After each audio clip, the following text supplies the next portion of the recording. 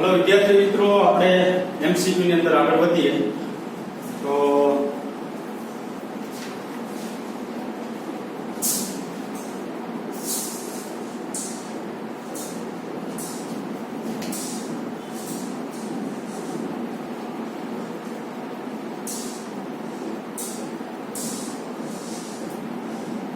બસો ને 20 માં एमसीक्यू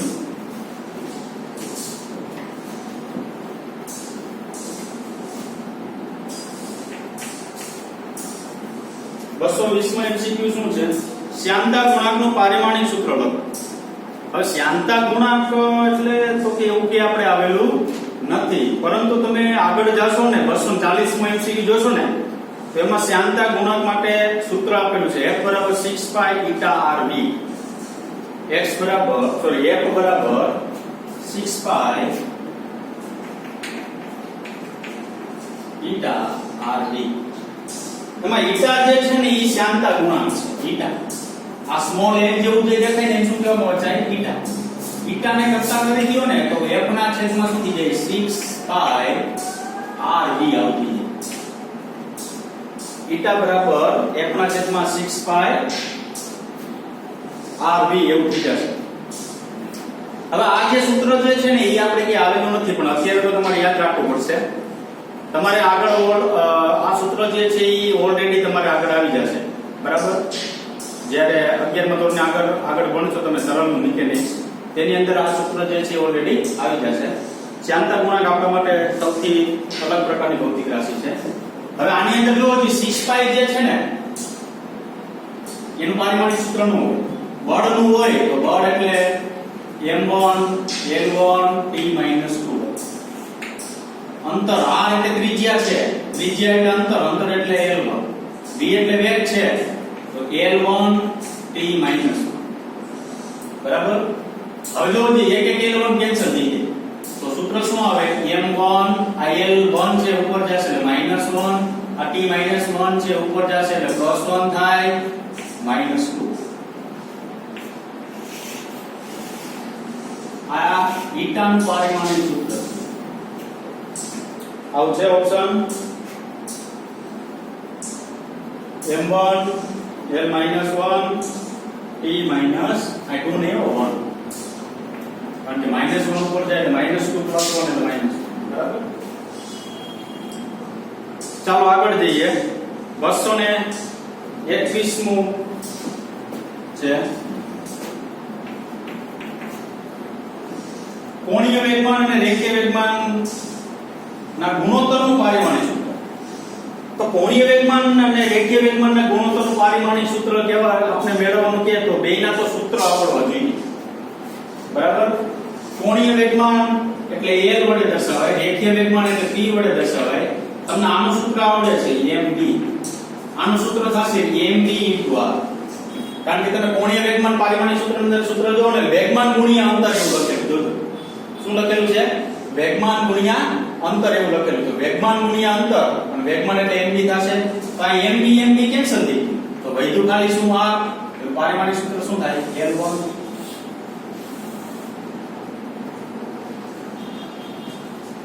એ ઓપ્શન આવશે એમાં. 222 પૃષ્ઠતાણ આપણે ટેક્સ્ટમાં છે, બરાબર?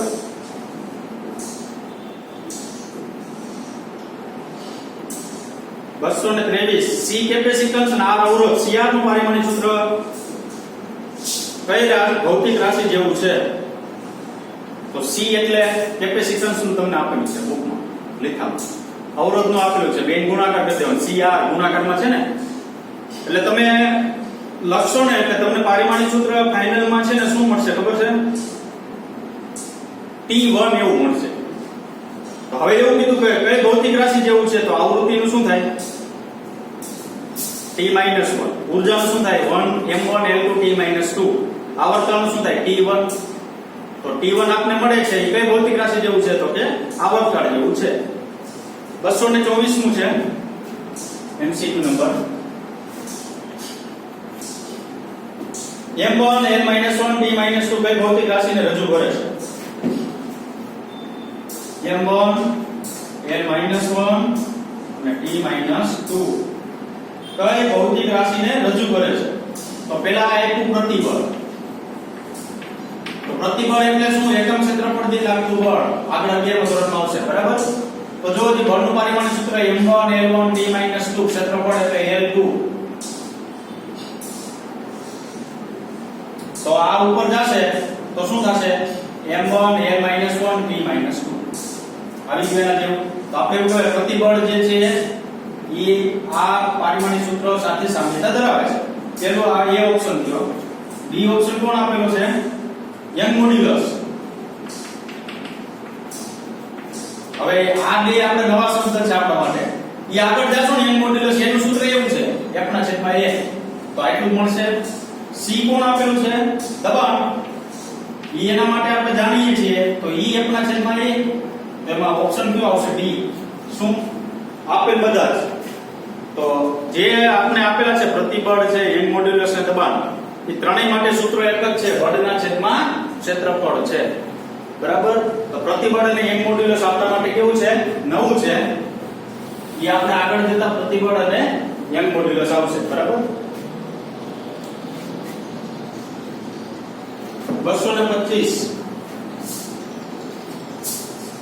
વિદ્યુત ચાલક બળ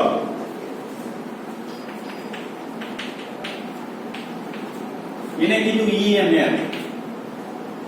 વિદ્યુત ચાલક બળનું બીજું નામ છે, મારું એને ઇક્વલ ટુ લખવું હોય તો વિદ્યુત સ્થિતિમાન એવું લખાય. તો વિદ્યુત સ્થિતિમાન V બરાબર કાર્યના છેદમાં વિદ્યુત બળ આવું સૂત્ર થાય. તો આનું પારિમાણિક સૂત્ર લખવું હોય તો શું થાય?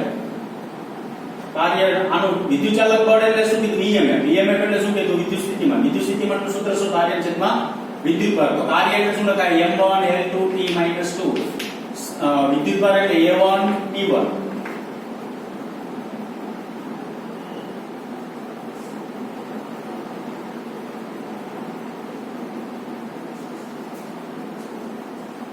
ફરી a1 t1 જો એક વસ્તુ ધ્યાન રાખજો, અહીં q આપેલો છે પારિમાણિક સૂત્રમાં.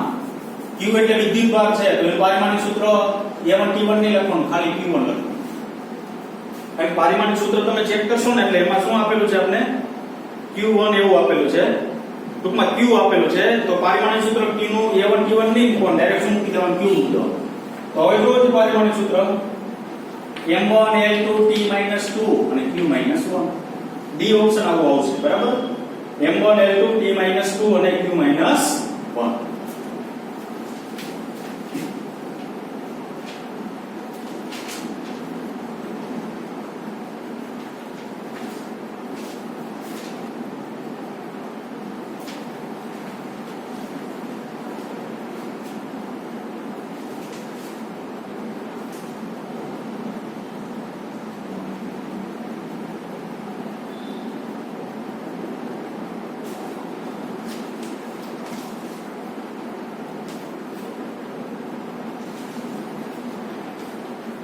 ક્વેશ્ચન 26 નું છે. બોલ્ટ્ઝમેન અચળાંકનું પારિમાણિક સૂત્ર મેળવો. Watt metre raise to -2 kelvin raise to -4. આવો એકમ આવી ગયો સ્ટીફન બોલ્ટ્ઝમેન નો અચળાંક. સ્ટીફન બોલ્ટ્ઝમેન નો એકમ આવી ગયો. એકમમાં પારિમાણિક સૂત્ર બધે મૂકી દેવાનું. તેમાં સુધારો શું થશે? સી ઓપ્શન ની અંદર. તો સી ઓપ્શન જે છે ને એ જવાબ આવશે, પણ તમારે લખવાનું જ આવી જાય. એમ આવું આપેલું છે 1 l0 આ t ઉપર -3 કરી નાખવાની અને k ઉપર -4 કરી નાખવાની, બરાબર? તો જવાબ આવશે.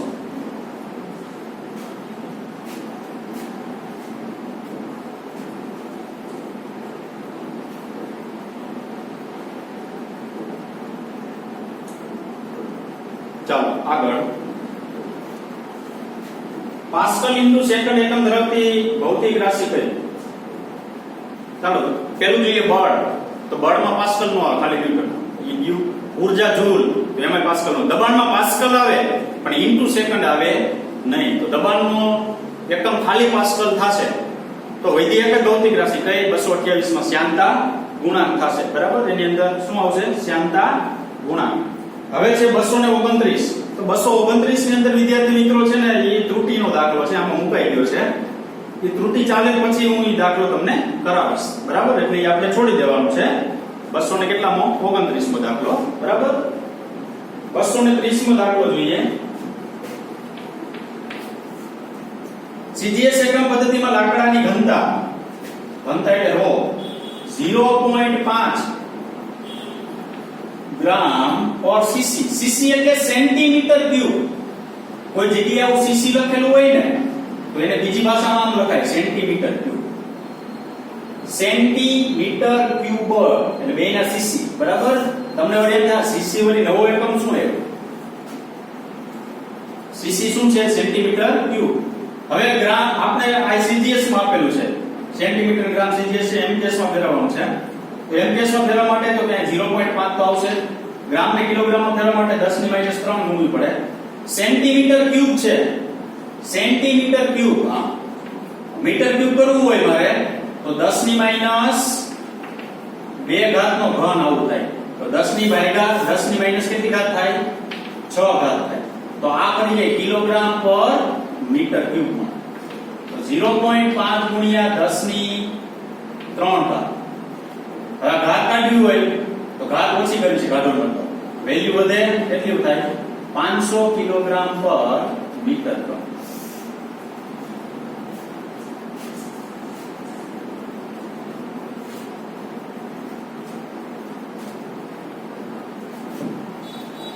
બસો 31 નું છે.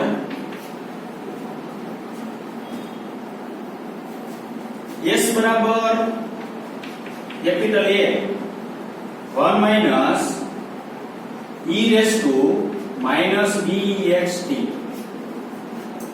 જ્યાં s ઝડપ છે, આ s તમારે શું લેવાનું? ઝડપ. x સ્થાનાંતર છે, x શું લેવાનું? સ્થાનાંતર. તો b નો એકમ લખો. ચાલો b નો એકમ કીધો તો હવે b માં તો શું છે? તો કે આપને ખબર છે આ a શું છે એ આપને ખબર નથી.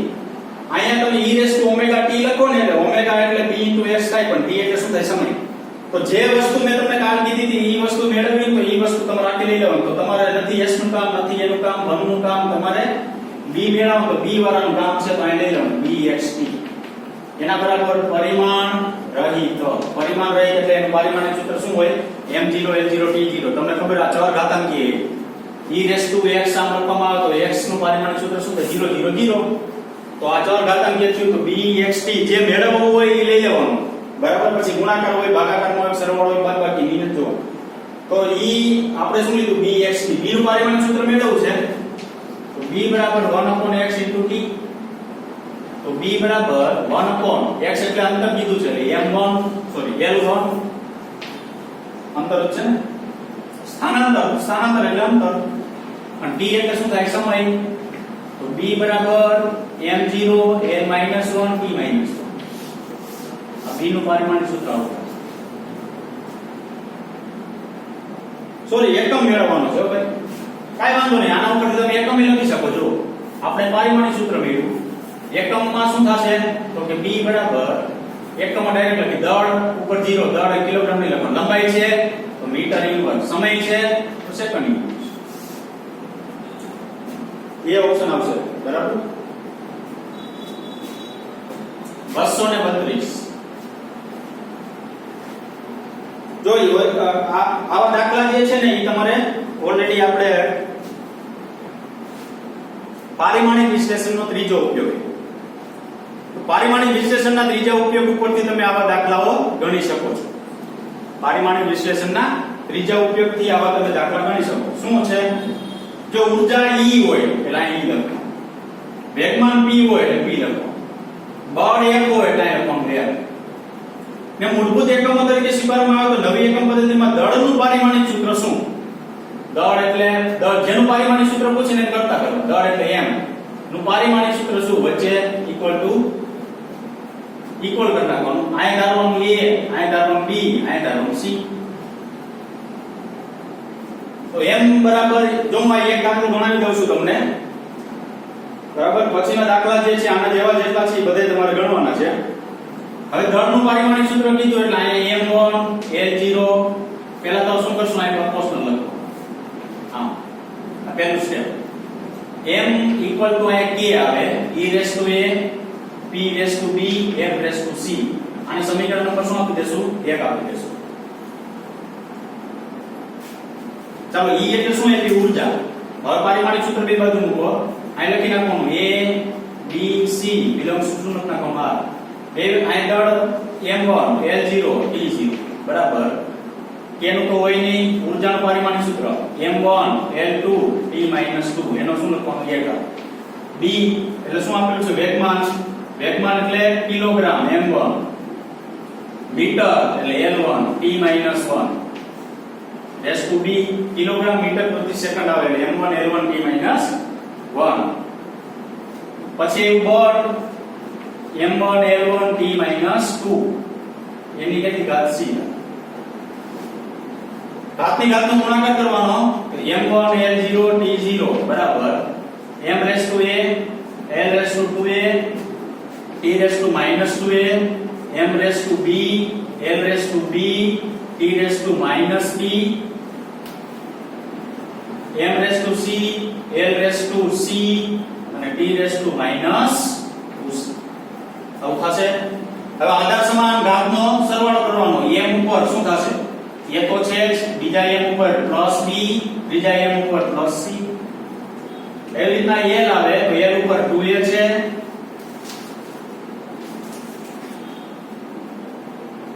M ઉપર સોરી L ઉપર 2A છે L ઉપર +B અને પ્લસ L ઉપર કોણ છે C એવી રીતના T આવે તો T ઉપર પહેલા શું આવશે -2A આવશે -B આવશે અને પછી કોણ આવશે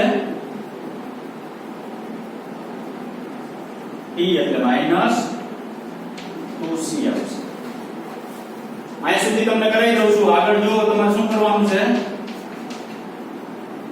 બે બાજુ તમારે સરખામણી કરવાની કરો એટલે પેલું આવું મળશે A + B + C = 0 m સાથે m સરખામણી 2A + B + C = 0 સોરી આ 1 છે ધડ છે -2A -B -2C બરાબર શું લખવાનું 0 આ ત્રણેયનો ઉકેલ કરવાનો એમાં A બરાબર તમને પ્રાપ્ત થશે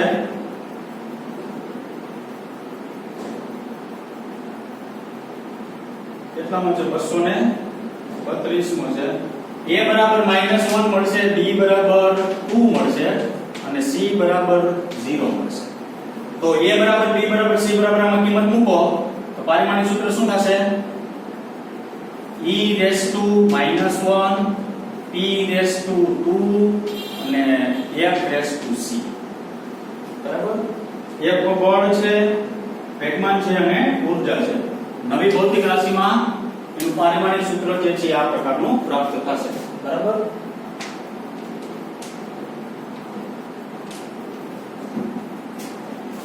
આ તો તમારે હોમવર્કમાં કરવાનું છે આ હવે સાદું વાપરવાનું છે 233 મો છે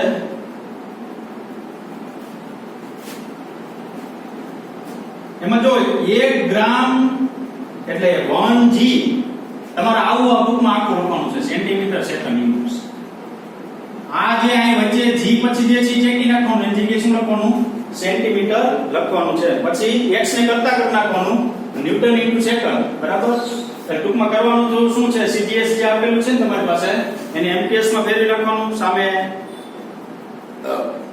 x ને કરતા કરવાનું ન્યૂટન ઇન્ટુ સેકન્ડ MPS છે એન છેદમાં જવા દો એટલે x ની કિંમત આપને પ્રાપ્ત થશે 234 નું છે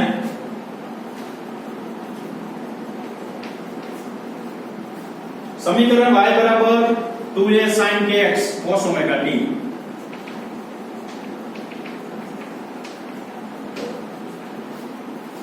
મીટરમાં છે y સ્થાનાંતર છે આવું તમારે સ્વાધ્યાયનો દાખલો આવી કે ખબર હોય તો બરાબર એટલે યાદ રાખજો ખાસ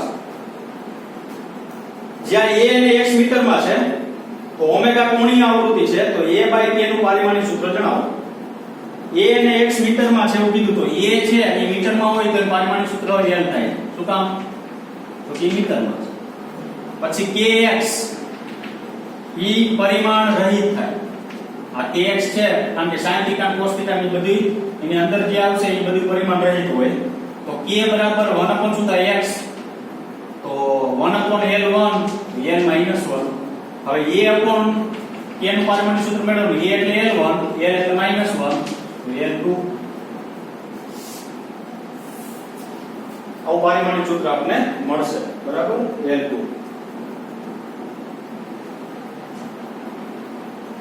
235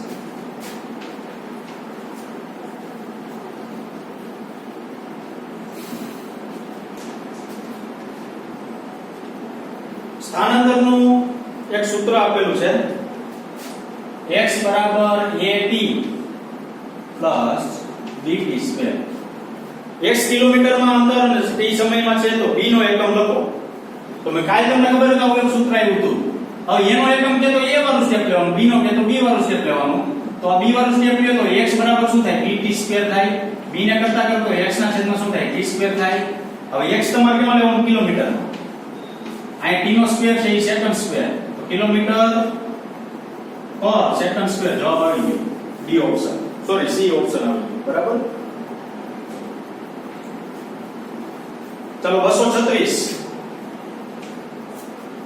જો બળ 1 પ્રવેગ a સમય t મૂળભૂત ભૌતિક રાશિઓ તરીકે સ્વીકારવામાં આવે છે નવી ભૌતિક રાશિ ઊર્જાનું પારિમાણિક સૂત્ર મેળવો a b અને c આ બળ છે પ્રવેગ છે જોજો અહીંયા એક નું એવું કે મુકતા નહીં જે અહીંયા આગળ ગુજરાતીમાં ભૌતિક રાશિ લખેલી હોય એ જોવાનું આ આપેલું છે સમય a b c મેળવી લેવાનું આની જેમ ઊર્જા એ દળ મેળવવાનું હતું અહીંયા ઊર્જાનું મૂકવાનું હતું એટલે છેલ્લે તમને 236 ની અંદર b ઓપ્શન આવે છે એટલે a બરાબર 1 મળશે b બરાબર 1 મળશે અને c બરાબર કેટલા મળશે 2 મળશે બરાબર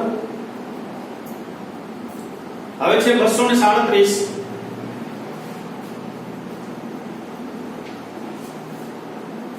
ભૌતિક રાશિનું સમીકરણ s બરાબર a + bt + ct સ્ક્વેર છે તો s નું માપન મીટરમાં t સમય સેકન્ડમાં તો c નો એકમ મેળવો ચાલો c વાળું સ્ટેપ શું તો કે આની જેમ જો 235 તો આ એકમ લેવાનું s બરાબર ct સ્ક્વેર c ને કરતા કરો તો s/t સ્ક્વેર s કેમાં લેવાનું કીધું મીટરમાં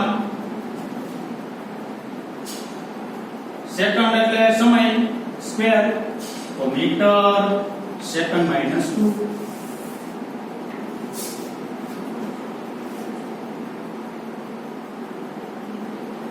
એ રીતના જોવો તો 238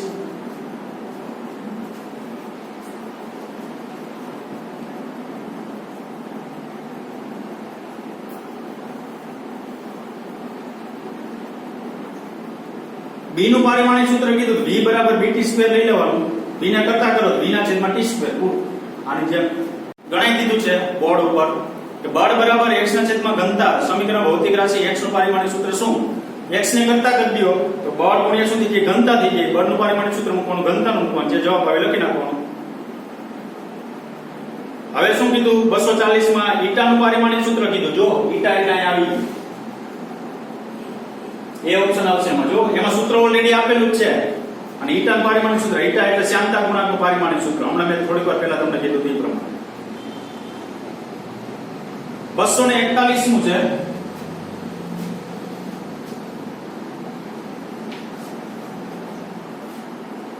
સમય પર આધારિત ભૌતિક રાશિ p નું પારિમાણિક સૂત્ર p બરાબર p0 એક્સપોનેન્શિયલ એટલે e ઉપર ઘાત માઈનસ આલ્ફા t એક્સપોનેન્શિયલ શું છે જોજો જો અહીં તમને ખબર હોય તો e ઉપર કે ઘાત આવી ગયા અહીંયા e ઉપર કેટલી ઘાત આવી હતી માઈનસ bxt તો એની જગ્યાએ તમે exp એક્સપોનેન્શિયલ તો ઇન્ટુ માં bxt માઈનસ માં લખો આ બે એક્સપોનેન્શિયલ જ છે e ના સ્વરૂપમાં લખો તો આ વસ્તુ ઘાતમાં લખવી પડે અને exp આગળ લખો ને તો એ ગુણાકારમાં લખવી પડે બરાબર તો એક્સપોનેન્શિયલ સૂત્ર આપણે p / p raised to alpha minus alpha t square જે આલ્ફા અચળાંક છે આલ્ફા અચળાંક છે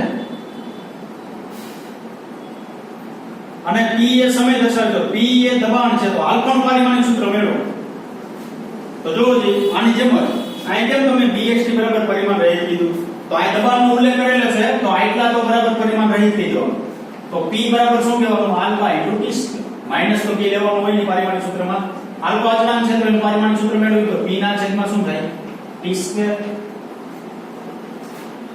તો p એટલે આપણી પાસે શું છે દબાણ છે તો દબાણનું પારિમાણિક સૂત્ર m1 l-1 t-2 અને t2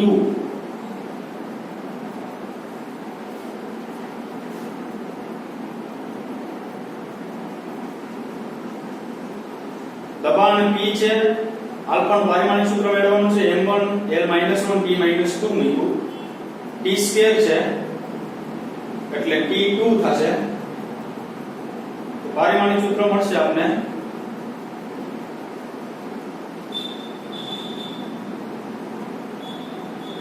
એક મિનિટ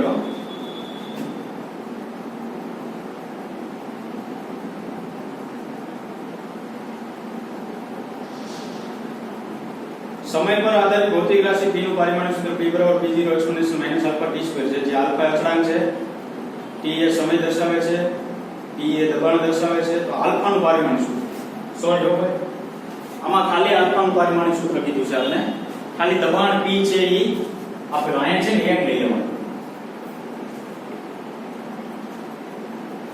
આ શું લેવાનું છે? એક. શું કામ? તો કાઈ ખાલી bxt નો ઉપયોગ કર્યો આપણે જુઓ, બરાબર. bxt બરાબર 1 લીધું, તો આ આલ્ફા t2 બરાબર ખાલી શું લેશું? 1 લેશું આપણે. આલ્ફા t2 બરાબર ખાલી 1 લેશું, તો આલ્ફા બરાબર 1/t2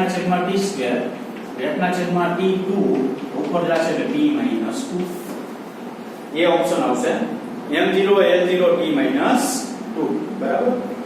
તો આપણે આ MCQ જે છે એ અહીં સુધી રાખીશું, આના પછીના લેક્ચરમાં આપણે MCQ ની અંદર આગળ વધીશું. બરાબર. Thank you very much.